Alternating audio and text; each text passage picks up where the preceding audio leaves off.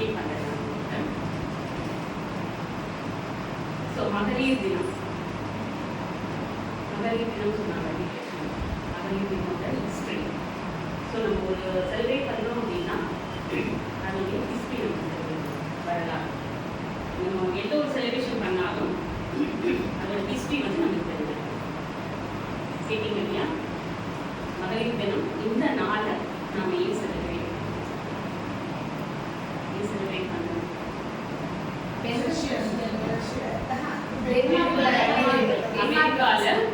அமெரிக்காவில் பஞ்ச ஆலைகள் நிறைய இருந்தது. அங்கே நிறைய வேலை பார்க்கறது, மேக்சிமம் லேடிஸ் வேலை பார்த்தாங்க. இது வந்து ஒரு 100 ஆண்டுகளுக்கு முன் நடந்தது.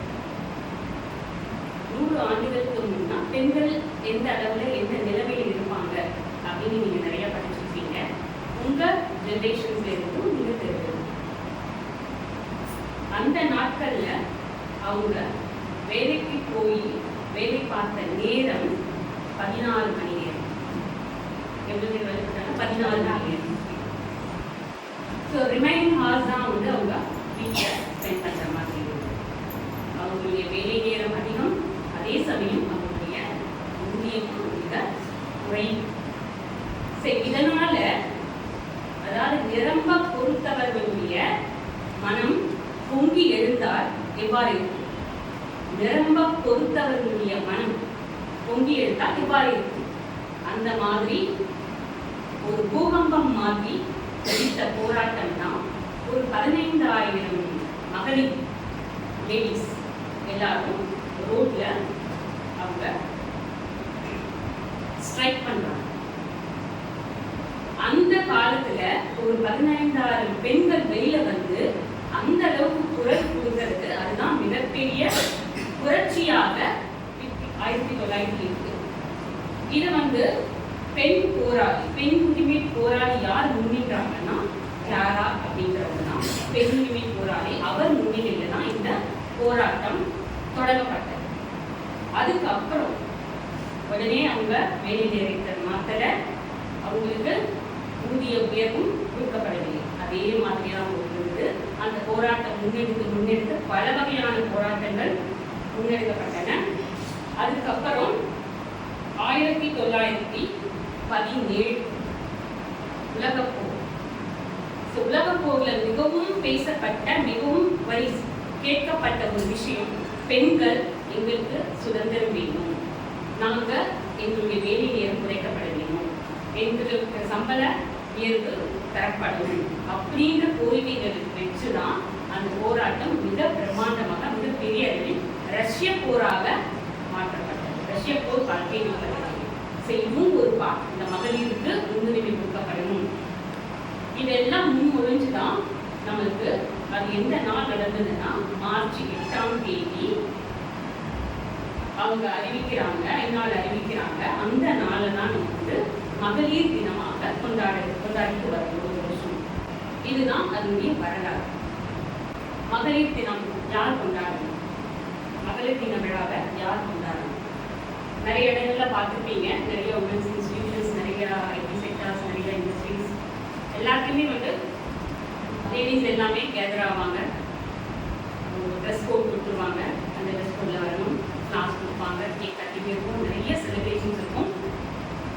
உமன்ஸ் எல்லாருமே செலிப்ரேட் பண்ணுவாங்க, சந்தோஷமா இருப்பாங்க. அது அல்ல செலிப்ரேஷன், கொண்டாட்டம் அது அல்ல. சென்னையில் ஒரு யூனிவர்சிட்டி மீட்டிங் நடந்தது. மகளிர் தினம் அன்னைக்கு ஒரு யூனிவர்சிட்டி கொண்டாட்டம் நடந்தது. யூனிவர்சிட்டியில் பண்ணாங்க. அதில் ஒரு ஸ்டேடியம் ஆடிட்டோரியம்ல 800 பெண்கள் உள்ள அந்த ஸ்டேடியத்துல இருக்காங்க, அதுக்குள்ள இருக்காங்க. ஒரு சீஃப் கெஸ்ட்டை கூப்பிடுறாங்க, பேசுறாங்க. சீஃப் கெஸ்ட் அந்த மகளிர் தின அன்னைக்கு உரையாற்றுறதுக்காக அந்த சீஃப் கெஸ்ட்டை கூப்பிடுறாங்க. அவங்க உள்ளாக்கிட்டு இல்லை உள்ள லாக் பண்ணிட்டாங்க. 800 பேர் இருக்காங்க. அவங்க பார்க்குறாங்க, இப்படி அப்படி பார்க்குறாங்க. அந்த ஸ்டேடியத்துல ஒரு ஆண் கூட இல்லை. ஒரே ஒரு ஆண் அந்த போட்டோகிராஃபர் வீடியோ இருக்கிறவங்க அவங்க மட்டும் இருக்காரு. அங்க இருந்த அத்தனை பேரும் லேடிஸ். அவங்க சொல்றாங்க, யூனிவர்சிட்டியில் ஜென்ஸ் ஸ்டாஃபே இல்லையா, எல்லாரும் லேடிஸ் தானா அப்படின்னு கேட்குறாங்க. அவங்க இல்லை, இது மகளிர் தினம் செலிப்ரேஷன் அப்படிங்கிறதுனால அவங்கள எல்லாரும் வெளியில் அனுப்பிட்டு லேடிஸ் மட்டும் உள்ள இருக்கணும் அப்படின்னு சொல்கிறாங்க.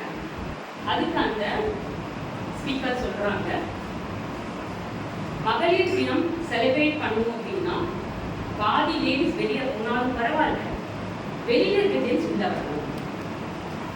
ஏன்னா நம்மளுடைய முன்னேற்றம், நம்மளுடைய அறிவு வளர்ச்சியை நிறைய திறன்கள் இருக்கு, அது நம்மளே பேசிட்டு இருக்கக்கூடாது, நம்மளே தெரிஞ்சுட்டு இருக்கக்கூடாது. யாருக்கு தெரியும்?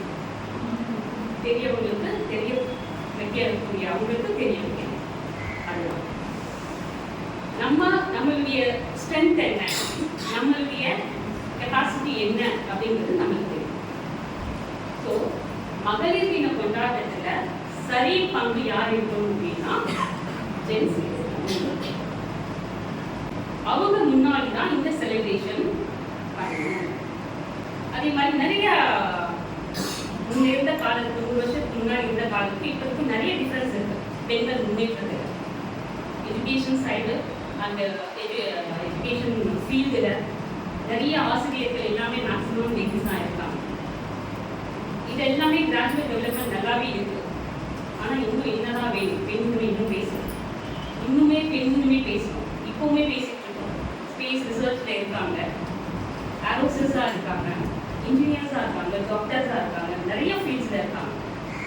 பட் இன்னும் பெண்ணுரிமை அப்படின்னு பேசணும். ஏன் அப்படின்னா இப்போ ஒரு சர்வே எடுத்தாங்க ஐடி செக்டார்ஸில். சர்வே எடுக்கும்போது பிரமிட் படினா இந்த போல் அடிமட்டத்திலிருந்து பார்க்கும்போது வேலை ஆட்களுடைய சராசரி எண்ணிக்கை பார்க்குறாங்க. இந்த அடிமட்டத்தில் இருக்கிற இப்போ இன்டர்வியூக்கு போனீங்க அப்படின்னா பிகினர்ஸ் போறீங்க அப்படின்னா 50% ஆணுக்கு வேலை கிடைக்கும், 50% லேடிஸ்க்கு வேலை கிடைக்கும். அடிமட்ட பேஸ். இதே அப்பர் லெவல் ஒரு லெவல் மேலே போகும்போது பார்த்தீங்கன்னா அதே என்ன ஆகும்னா பர்சன்டேஜ் குறைய ஆரம்பிக்கும். 70% ஜென்ஸ் இருப்பாங்க, 30% லேடிஸ். அதே இன்னும் அப்பர் லெவல் போனீங்க அப்படின்னா 90%, 93% and 7% is the ladies. ஏன் அந்த டிக்ரீசிங் ஆர்டர்? ஏன் அந்த பொசிஷனுக்கு இன்னும் ஒரு சில இடங்கள்ல பெண்கள் வரல. ஸோ அது பேசப்படணும், அந்த நிலைமை மாற்றப்பட வேண்டும். இது நாம எல்லாரும் பேசினா பற்றாத, லேடிஸ் ஜென்ஸும் இருக்கணும், அவங்களும் அதை அண்டர்ஸ்டாண்ட் பண்ணணும். 2 பேருக்கு மகளிர் விடுதலை என்பது மாநில விடுதலையின் ஒரு பகுதிதான்.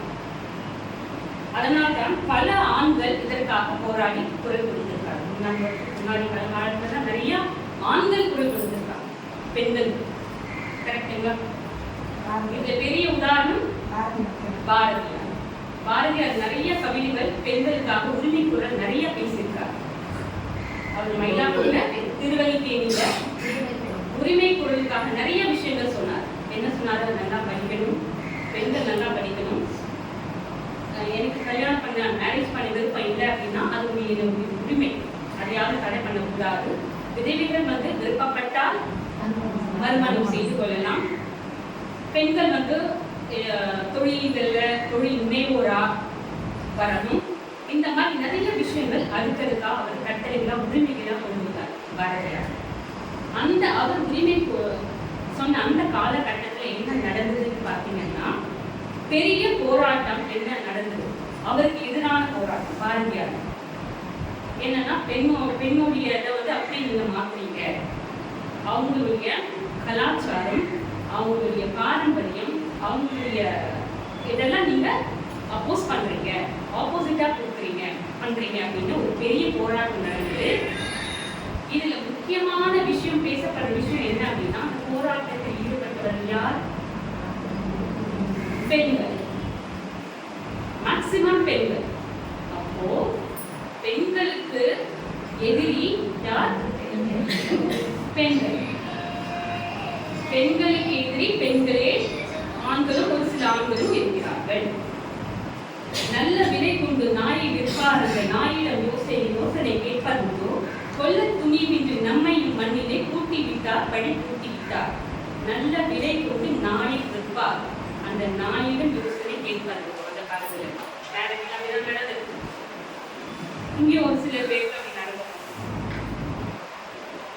ஒரு வருவாங்க, யார் என்ன ஏது எப்படின்னே தெரியாது, பட் ஃபிக்ஸ்ட் மேரேஜ் முடிஞ்சிடும், யார் எதுவுமே தெரியாது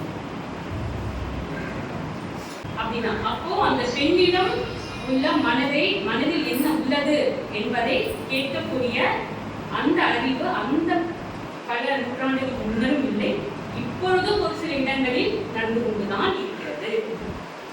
இதெல்லாம் மாற்றப்பட வேண்டும்.